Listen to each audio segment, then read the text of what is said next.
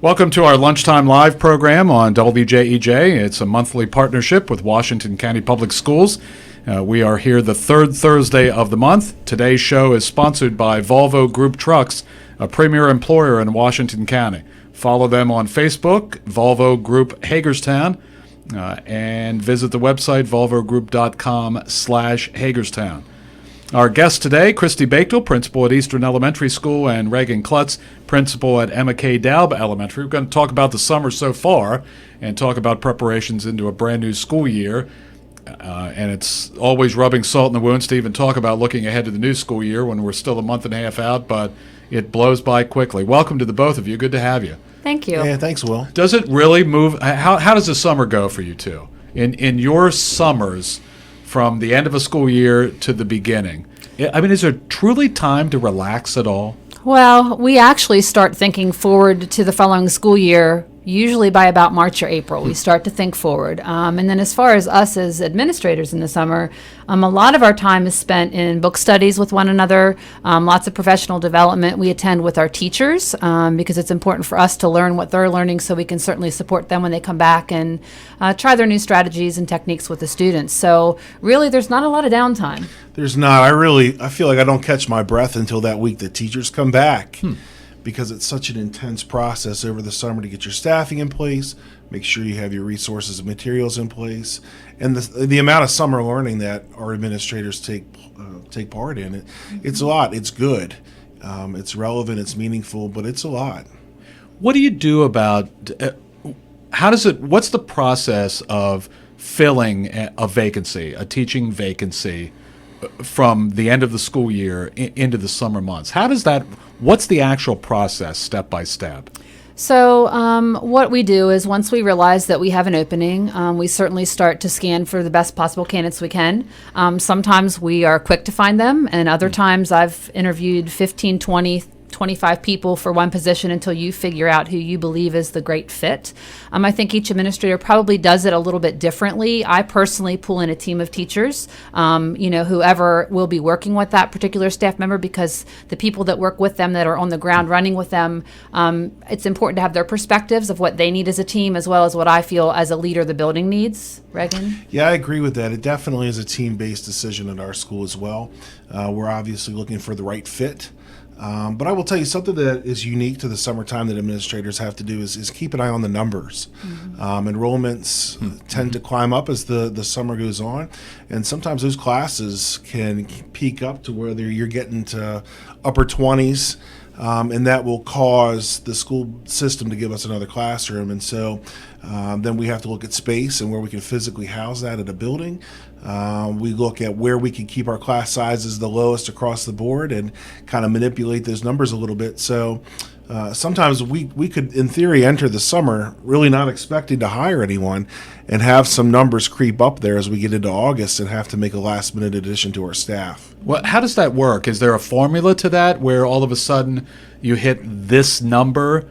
Or is it you negotiating with the directors and Dr. Michael and the folks who are making the call on the overall picture? Right, positions? Sure. I think as principals, our job is to keep the directors and Dr. Michael and his senior leadership team informed. Whether there's an actual number or formula, I'm not sure, but keeping them informed, and up to date weekly with sort of where you are, especially in those problem areas that are not problem areas, but areas that are growing. And then, they are tracking that and they sort of alert you, I think, Kristi, is how my experience has been. And then there are times where, you might feel like a grade level or a certain area is growing a little bit higher than you would like. And then as a building administrator, you have to make those decisions internally. We're not always able to get positions that we ask for, of course. So we just think internally within our staff, is there a grade level that could have a little bit higher, amount of children compared to another grade level that may not be as productive that way? Is there a position that we could change and move from one to a different? So we have the flexibility within our own buildings to do what we believe is appropriate for our school and our students. And you get updates on the numbers how often? Well, our secretaries enroll students, so they so- keep so us you- abreast so you have- constantly. right, Yeah. So right. when a new student comes in, we look at if they're within county. We contact those other schools and find out, as an academic student and emotional behavior student, where are they? And then we make the best placement. Back in the day, long time ago when we were in school, I think it was just by numbers. You've got 15, I've got 16. You're getting the new kid. So we look at things very differently now. We really try to not necessarily look at a balance of everybody has the same number, but a balance more of where does our new student fit appropriately academically, where's the best spot for them. Yeah, it's very much a strategic process, and it's when it's a student that's coming from another Washington County public school building, it's a lot easier because we're talking apples and comparing apples and apples there. And if not, like right now, I have 6 that are waiting to be placed. So this week, the parents are bringing them in, and we're just doing some real quick reading assessments and math assessments with them. 15 minutes worth of just getting our eyes on them, because paper, there's only so much you can get from paper from another county. So we just try to do some quick assessments, get to know the child, and then make the best possible fit with the staff. I hear it anecdotally, so the question's not particularly well founded. But over the course of a summer, sure, there are plenty of enrollments. But during the school year, I hear stories across the county where schools are busy, that busy, with new kids coming in all school year. Mm-hmm. Do you see? I mean, the two of you have been at it for a little while. Mm-hmm. Do you see years where the numbers change inside a school year to the point where you may need an extra staff member, an extra teacher? Do the changes happen that dramatically? Yeah, I've been in situations, and I mean, this is my 26th year, so I've been in situations where, as the school year has opened, end of September, October, the influx of students have been so much that at that point, the Board of Education realizes that and gives us a teacher. Gets a little hairy then, because then you're, of course, looking at where you're going to pull children from, contacting those parents. They've already made some relationships. But the good news is that Dr. Michael and his executive team are on top of that, and they know when we get up too high, above 30 or whatever number, it's going to impact in some way. So they are really, really cognizant of numbers and the mobility. As far as during the school year, I mean, I've had years where I had a class one year where 3 students remained the same all year, 3 out of 20-some. So mobility just, wow. Some schools, the mobility is a lot more, especially Right. our inner city schools. They kind of go from school to school. So, we always say if somebody leaves, just keep their stuff because they might be back. So we've had families that have come back in 7 and 8 times. You just have to kind of be ready. Flexibility is definitely the name of the game. Yeah. And, we're going to love them and teach them whoever shows Yeah. up. And I know that's Kristi's philosophy too. But it is difficult when there's such transition. Mm-hmm. Just even getting to know the kids and getting to know the families when they're here for a couple weeks. And sometimes circumstances take them somewhere else. I think one thing that has really helped, just from my perspective with our county, from when I started 26 years ago, is our portal and our modules and the way that we teach curriculum. It's consistent. So the same things are taught in different ways, of course. But Module 1, first marking period, this is the content that's taught with this grade level. Module 2. So if a child's moving in and out, at least they're not missing huge gaps of curriculum and instruction. No matter where they're moving to and from in the county. Absolutely, and that, in my opinion, has really helped limit some of the barriers with mobility, because then we're not missing huge chunks of things that they have just completely missed. Gap prevention, sort Yeah. of, preventing those gaps from opening up in the learning when they're consistently staying in our district. Is there an ideal class size? Throw everything else. I mean, obviously we have to factor in budgeting. We have to. There are plenty of factors, but is there, in this sort of intellectual discussion of the ideal elementary class size, what would that be? I just had this conversation with someone yesterday. We were talking about some of the smaller schools and the pros and cons of class sizes. So, if your class size is too small, if you're looking at 12 or 13 kids in a class, sometimes we think, are there enough children and minds working to really provoke discourse and really have kids collaboratively think and be critical thinkers? I don't know. I mean, I don't know that there's a number. When you get up to 30, I mean, one year I had almost 30 in kindergarten, and it was tough. I ended up getting another staff member, but that was a tough year because 30 little tiny ones is very different. I think, the upper mid 20s with 4th and 5th grade is much more doable than with little ones. Oh, interesting. But I think it's all about how the teacher handles it. It's all about the students that they have, whether they work well together. But I think class sizes that are too small could backfire, in my opinion, and just stifle the That's conversation. funny. I've never heard that. That's worthy of the discussion. I've never heard it described like that. That's just that a class that's my size could be perspective. too small. Yeah, That's you know, the interesting. beauty in the public school setting is that you get kids from such diverse backgrounds, and everybody brings something to the table and has something to offer. And, you know, when you have a class that's too small, you don't have as much of that. And so, you know, it's almost like a small family, and you know, whereas you get that just right number where you have a lot of different voices and different backgrounds that come together and are celebrated, and we're learning from each other. So, you know, I don't know that you can really put a number to that. Obviously, there is too big is too big, and Yeah, sure. I think 18 to 20, 18 Yeah, to 18 to 21 would 20 be if you had- beautiful in the ideal world. Right. But, you know, Yeah, we barely have a day where we walk out the door where the ideal world greets us. Right. In any sense. absolutely. Yeah. Much less in school. Right. If you're just joining us, this is our Lunchtime Live program, the third Thursday of the month. Today's show is brought to you by Volvo Group Trucks, a premier employer in Washington County. Follow them on Facebook at Volvo Group Hagerstown. The website is volvogroup.com/Hagerstown. Kristi Bachtell is here as principal of Eastern Elementary School, and Raegon Clutz joins us, principal at Emma K. Dalb Elementary. Do you notice the difference in teachers when it comes to class sizes? Some have a bit of a struggle with a larger size class, and others can command 25 or 30 kids without even blinking. Absolutely. And I think, honestly, when you talk about management and compliance with students, it goes back to relationships. Yeah.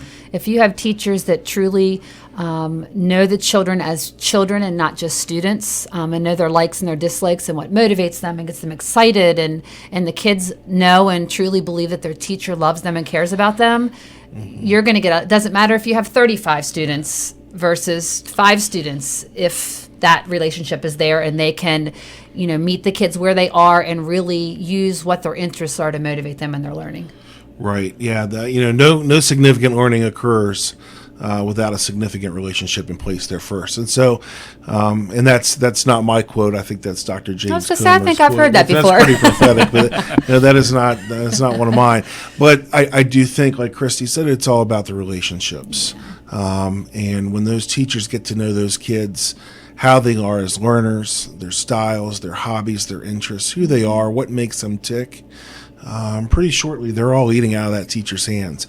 We have some wonderful, masterful teachers in this district that are just Absolutely. excellent at building those relationships, and I think that's why we get such good results. And then, you know, the new teachers that are coming right out of college, you know, you don't really learn in a textbook or in a class how to manage 20 some different children that all have different needs, different likes. So that's our job as an instructional leadership team in schools, to support them and model for them and give them ideas. And, you know, Do you notice a difference in the new teachers coming in the experience of you two, as you looked back and now look at these days of new teachers coming out of college?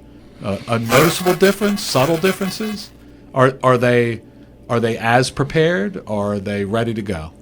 I think from my experience, the teachers that are coming from colleges that have had the opportunity to be in our school system doing their internships have a much easier time adjusting to what teaching in Washington County is, because they've been with us.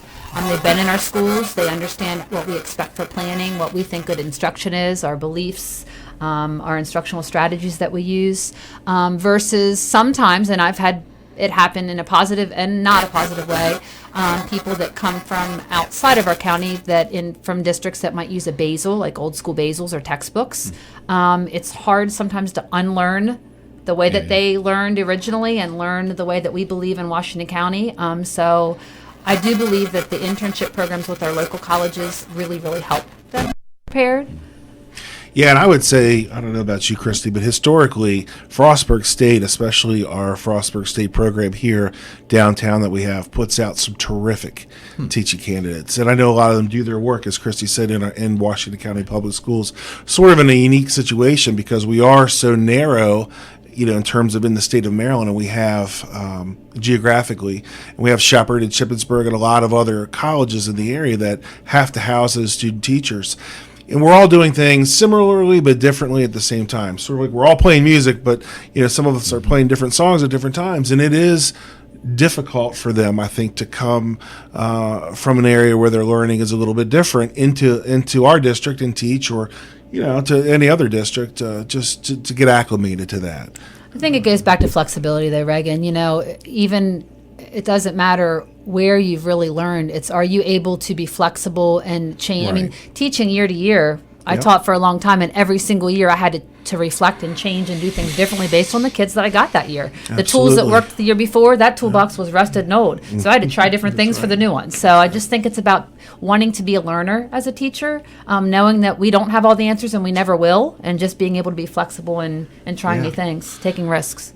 Having a growth mindset. Absolutely. Yeah, coming into that. How do you involve the parents at your building as the principal? I mean, obviously the teachers are the first line of contact, the first relationship with the families. How do you as principals involve the parents, engage the parents? Well, I sort of look at it as it's a three-legged stool. It's the staff, the students, and the parents. And without one of those legs, the stool falls over. Having parent support is critical.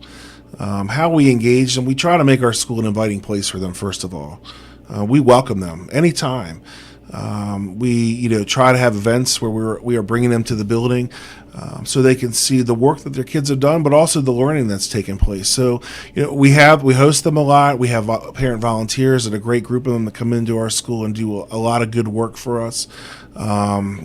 They'll come in and read with kids. They'll come in and assist in classrooms, pull small groups. They're almost to the extent where some of them are like an aide to the teacher at times, where they are assisting the teacher with instruction. We welcome parents to come and eat lunch with kids. We want them to feel comfortable in our schools and to be as involved as possible in their students' learning. And so, Kristi? Well, I just think exactly what you said, Raegon. And I think the other thing we try to do is get parent feedback to find out, what times are good for parents. We can't, everybody doesn't want the same thing. So we try to offer some things in the morning, some parent workshop type things in the morning. We do some things at nighttime. Sometimes it's during the day. So we just try to hit different days and different times to accommodate all the different needs. As far as communication, we're always trying to do better and better with communication. Social media has helped with our Facebook pages. There's great apps out there, things like Dojo, which is basically like a texting app for parents. So teachers are able to take pictures or send blurbs to parents right away of their classrooms to kind of give the parents the inside lens into what their child's doing each day. That has really helped a lot. That's a great success at Eastern. Parents love it. So just is communicating, because, as a parent ourselves, we certainly want to know what's happening with our children. When they get home, when you say, hey, how was your day? Fine. What'd you learn? Nothing. Oh, yeah. I mean, that's just the classic, right. So the more that we can showcase what children do, and that way as a parent, if you pick up that Facebook page and you read something that happened that day, or you look at the Dojo, it gives you a sentence starter. Hey, I saw this picture of this awesome science experiment. Tell me about it. So then that helps them, even though they're not present, helps them know what questions to ask. Right. What It definitely bridges that gap. It keeps them informed, and social media has been a great thing. Yeah. What about the parent who's a challenge? We all know them. Maybe some of us have been that parent. I haven't. Have you, Raegon? Right, No, except for never. the two of you, obviously. What do you do about the challenges that the parents who may not have had, like generationally, haven't respected education Or haven't had good experiences in school themselves. Whether individually or in the family, all of that. How do you win them? So I really always try to, no matter what I do, make them understand that we are absolutely on the same page. We are in this business because we care about children, and we want them to learn, and we want them to be successful citizens in life. So, I just a lot of times talk to them about, look, I'm calling you to the table because you're the expert. This is your child. You know your child better than anybody else. You are giving your child to us to help them. So showing them that if we work together and we are on this, we might not always agree. We might not have the same thing in mind that would work, but working together always comes up with a better product than us working alone or against each other. And I think once you kind of just cool down and get to their level and show them that you really are there because you care about their child, most parents will absolutely see that. And once you build that relationship with them, that disconnect kind of goes away. And I would say probably 75-80% of the time. I think Kristi's spot on. We want, and I tell parents, we want the same thing that you want. Yep. And that is a happy, comfortable, successful student. And I think sometimes it's just listening, being an active listener and hearing their concerns, seeking first to understand, trying to find out where they're coming from, and then sort of explaining, well, here's what we're trying to do. Help us help you. Help us help your child. We are in this together. It's a team effort. We definitely, don't want it to come across as, it's the principal versus the parent. Right, It is a team, truly a team-based effort to educate our children. Do you ever win the parents with the kids? Where a parent who may not have a level of appreciation, respect, is distant from what's going on the day-to-day, maybe even with his or her son or daughter in school, that child is doing that well, and the child is going home and selling the parent on how good the experience is. Maybe that parent begrudgingly comes in to check out what's going on and then becomes involved. It seems like there are kids, on the reverse side of that, there are kids who have that good an experience, maybe coming out of a household where education's not at the top of the list. They're not reading with the kids, on and on and on. And yet that child is having that good an experience at school that the parents won over the course of a school year, right? or Absolutely. a school career. And and unfortunately, in some cases, the school is the safe place for some of our kids. The school's where they get the hot meal, and the people that are there for them for lots of different reasons. Parents could be working all the time or whatever. But yes, I have had on multiple occasions where maybe students aren't coming to school or they're coming late all the time, and then the kids will beg their parent, I don't want to be late, or I want to come. So that's kind of a good card that when that happens, if we can kind of catch that, because then we can use that leverage with the parent and say, look, Johnny's saying he wants to be here. How can we help you get your child to school? What can we do to make you know that your child will be safe and is in good hands here?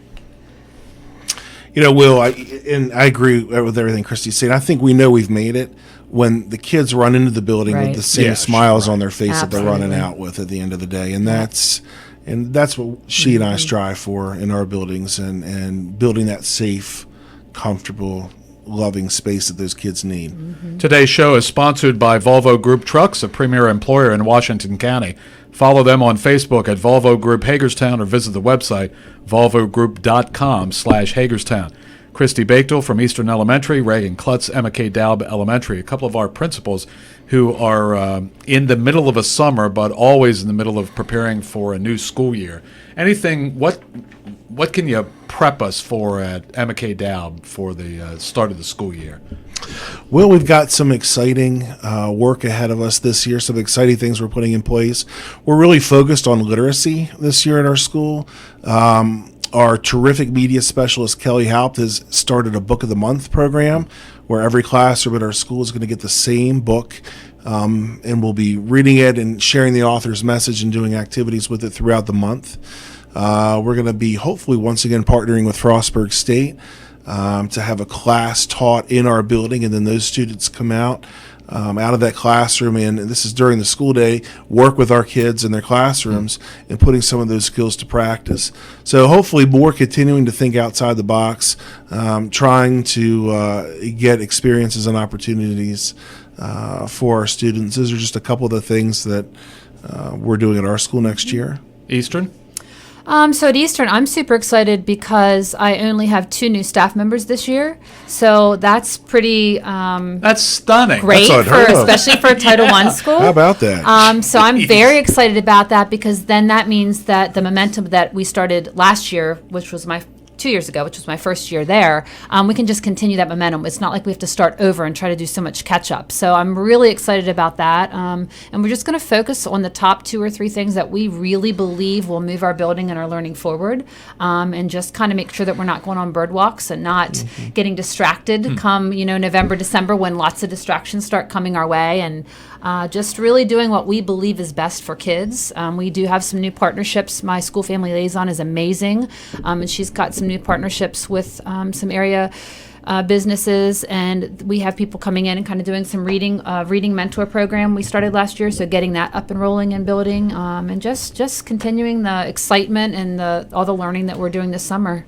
How do the two of you individually know you've had a good year? How do you know? That's a tough one, Will. That's a tough one to end on. How do we know we had a good year? Well, How do you measure your year? Aside from the stats and all, the data and all of that. Something I did this year, and I ask our staff for feedback a lot. I try to be a reflective leader throughout the year. I'll send out a survey to them or some questions and ask them to respond to me. I did exit interviews with our staff last year, and I was able to kind of casually just poll them on successes and goals for the next year, and how they felt things went. What could I do different as their principal? I think it's just kind of talking with parents, talking with kids, talking with the teachers, and things are always going to go well. Then there's always going to be things to work on, and so you kind of celebrate those things that go well, and you take those things you need to work on, and you plug them into your goals for the next year, and you start working on those again. Kristi? So I think, this sounds kind of silly, but, I feel like I had a good year because I only have 2 staff that I'm needing to replace. No, so that that's counts a great for something. indication. Yeah, sure. And then I think back to the last day of school, and as sad as it sounds, like the enormous amount of tears from kids as they were leaving and from staff this year was just almost heartwarming, because they just kids didn't want to go. I mean, they didn't want school to end, and that was a good feeling. And I just think the excitement where staff's still coming all summer to learn and plan is a good indication. And I had multiple parents, you're not leaving, are you? You're going to still be there next year. So just that feeling of community. Right. Our students, our staff, our parents, like all of us are just feeling like there's such a community, and that's a good feeling. Does it matter to the two of you whether we start after Labor Day or before? Does it matter? Kristi? Thanks, Raegon. No, we don't have any. It doesn't really matter because we don't have any say in it anyway. No. I honestly, I do really like the start after Labor Day, just personally, because it feels like it gives us a little bit more time just for some downtime to squeeze a family vacation in there or something like that.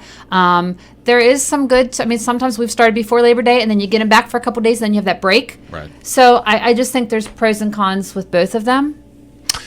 Yeah, Kristi makes a good point about that break. You have the first week of school, and then you're off on the Monday, and it's almost like for our little kids, our kindergarten and first grade, you got to reteach those routines and procedures all over again, because 3 days off they're just, it's like starting over. So we work anyways. It doesn't bother us. We're here all year round, but I certainly understand the governor's point when he first introduced this idea of starting after Labor Day. It is hot in August, and so pushing that. It's still hot in early September, but another benefit is avoiding some of those searing temperatures that you get, like we're about to have in the next couple of days. Yeah, that's right. Hey, thank you two very much. We're out of time. I appreciate it. Well, thanks for having us. Appreciate you coming out to do the show. Kristi Bachtell, principal at Eastern Elementary School. Raegon Clutz, principal at Emma K. Dalb Elementary School. This is Lunchtime Live. This month's show has been sponsored by Volvo Group Trucks, a premier employer in Washington County. Follow them on Facebook at Volvo Group Hagerstown, or visit the website volvogroup.com/Hagerstown. We're here the third Thursday each month, a partnership between Washington County Public Schools and WJEJ.